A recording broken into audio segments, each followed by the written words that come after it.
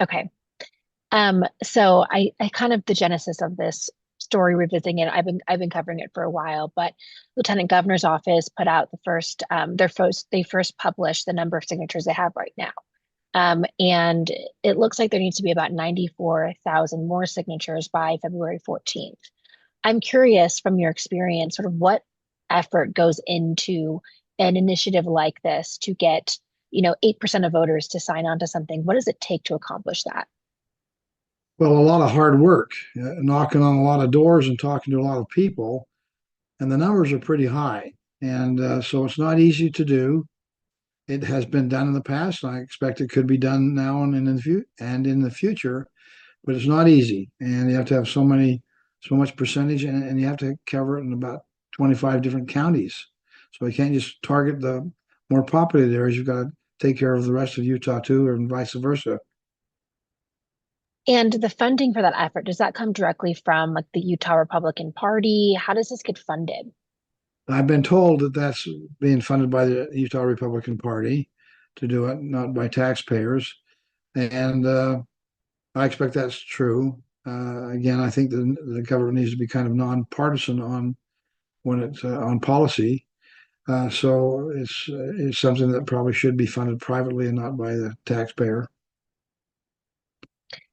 We think about the legislative session starting tomorrow. The GOP released their priorities, I think last week or the week before, affordability, housing, infrastructure, limiting government, um, um, issues that kind of are hitting home for Utahns, really affordability being a big one. When we look at this redistricting debate, does that overshadow some of the things that people are, dealing with on their day to day? Does this is obviously been attention grabbing. A lot of people are concerned about it, has national attention. Does it impact everyday Utahns? Well, it certainly impacts them all. How you prioritize depends upon how you feel the pinch.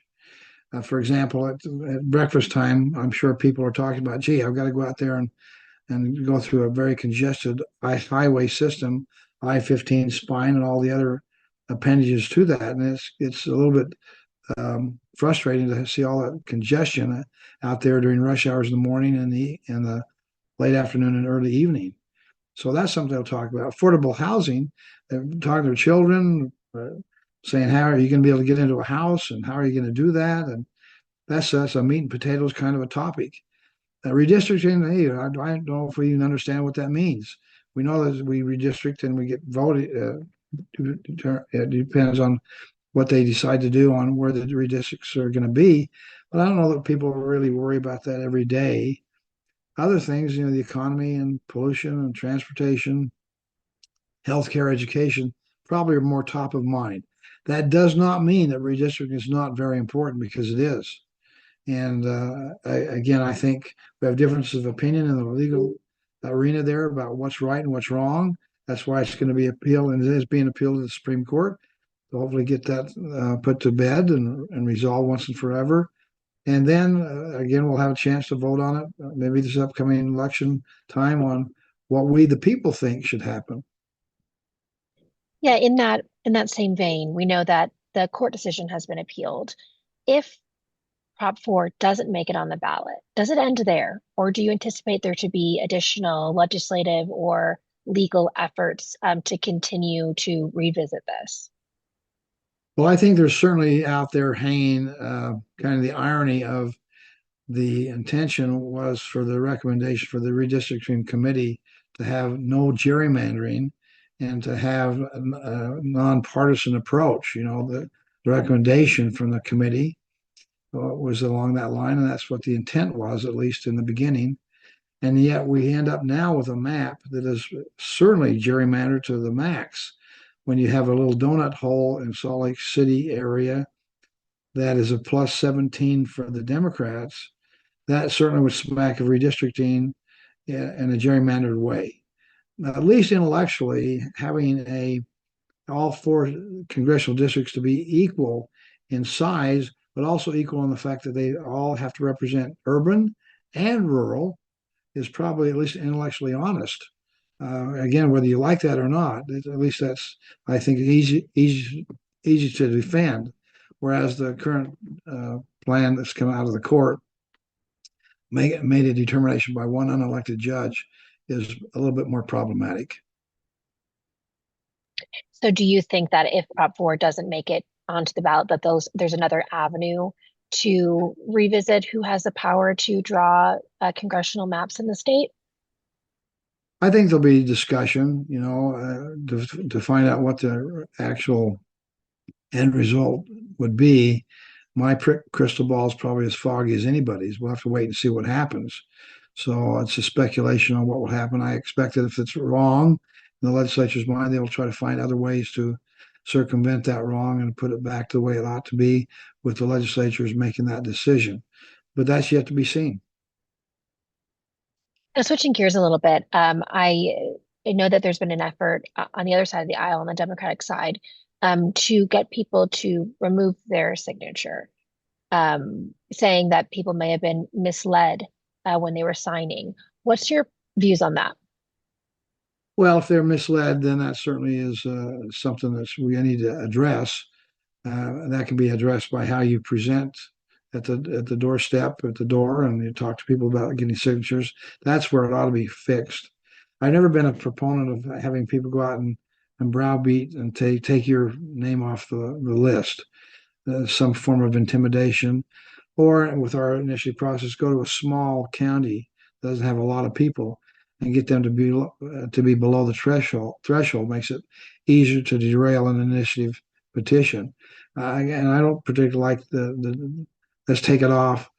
That being said, you can, and it has been done in the past, and it's been legal, and that's the policy we currently have. I just think the policy needs to be modified. Yeah, so you're saying that there is a potential risk of, what I think is really interesting is in those smaller districts, if enough people remove it, there's no one from that district, you might not meet that threshold of having the 26 of 29 You have districts. 25 or 26 counties that you need to have to complete the law requirements. And so it's easy to kind of derail, easier kind of to derail, even though there's popular opinion is way over the threshold that we want to have this to vote on. You can derail it with not as many people, and I'm not sure that's really fair. I don't think that's really what we intended to have happen. Yeah, that's really interesting. I didn't think of that piece of it. I thought of it as, well, we're trying to get below the 140,000 or whatever it is, but there's that other route of The other let's part of let the puzzle there, say you've got to have so many counties on board with a Mhm. percentage that's high enough. But if you don't have those counties, then the whole initiative petition process then fails. What would be I've talked to some voters who kind of feel like there's a little bit of a whiplash here. Prop 4 being voter approved in 2020, only 6 years ago, and then now it being potentially, now we're getting signatures, people are being asked to weigh in on again now, and then if it's on the ballot to vote on it again in 2026, people feel like what's permanent, what's the value of a voter approved initiative? Does this potentially sort of deter people's confidence in their vote, the importance of their vote, if we're seeing voter approved initiatives being challenged so short after they were approved? It certainly doesn't help develop confidence, that's for sure. And there is, of course, the theory of what we are going to get with legislation. And then there's the reality of what we do get. They're not always the same. And so if it's wrong, we ought to modify it and change it. I think the legislature is trying to be responsible and deal with it immediately. I think that's probably appropriately done. But there's a lot of issues out there now that's undermining the citizens' confidence in the government. Yeah, can we even trust the elections? Or we have people out there saying the elections have been stolen. We don't see any evidence for it. It's gone to court many times. We have an institution like the Heritage Foundation that says we've done a nationwide study. We find no evidence of any elections being stolen or overturned because of a few, and there are some, but it's a few. It's in the dozens. The Heritage Foundation said, as far as people who voted incorrectly, usually not on purpose, just mistakes they've made. So that all funnels into the idea that can you trust the government? And we certainly need to be diligent. We want to have government be open and transparent. We expect that from our elected officials.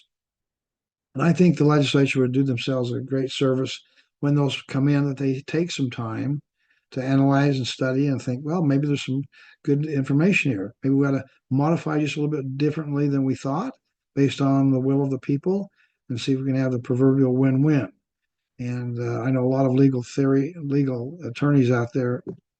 Their legal theory is that if the legislature had taken the initiative petition and just use some of that to incorporate into their final decision, we wouldn't be having this discussion today.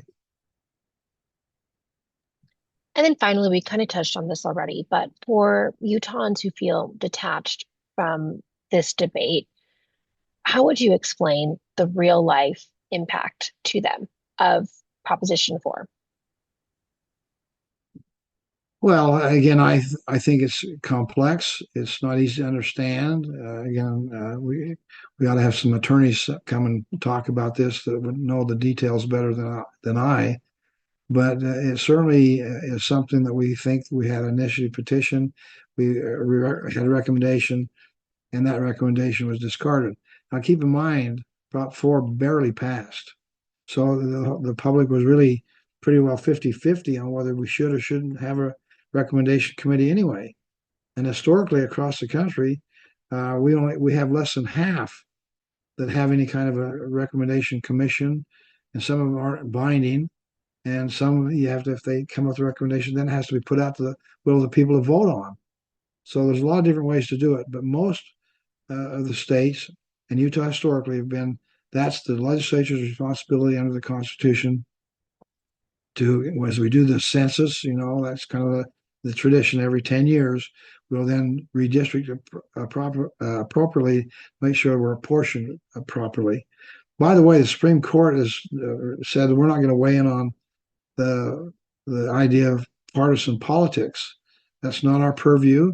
They are protecting, or they're concerned about protecting people of class. So African Americans, you can't divide just their neighborhoods into one district or not.